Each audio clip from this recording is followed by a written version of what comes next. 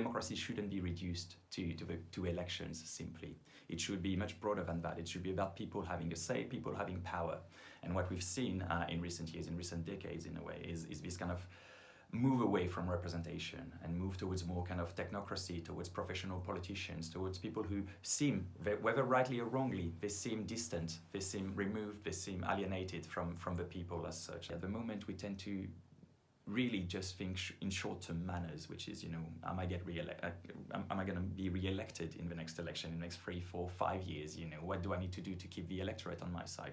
But we are facing at the moment a number of crises. You can think about the environment, you can think about population, you can think about aging, you can think about health, various crises that will need long-term, mid-term and long-term reforms. Some of them will be painful. Some of them will mean we will have to cut down our emissions. We will have to be maybe a bit less comfortable for a while. We will have to stop thinking about convenience and think more about sustainability. We might have to think about buying less stuff, spending more on healthcare, paying more tax. And this is not something that sells in an electoral context, right? Especially when you have to be elected every 5 years. And I think this is very problematic because this is damaging democracy, because the short-term gain is very often outweighed by the long-term gain, which then creates more disillusionment, more alienation, and more apathy. What makes me optimistic in a way is not necessarily what's happening at the moment or what I see happening. What makes me optimistic is that it doesn't have to be this way.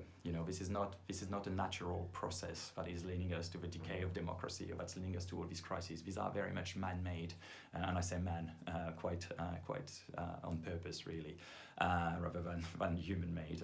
So yeah, this is man-made, and I think we need to we can change it. It does not have to be this way. It's this way because we let it be this way, and I think that's what democracy is about. It's for us to change it, really.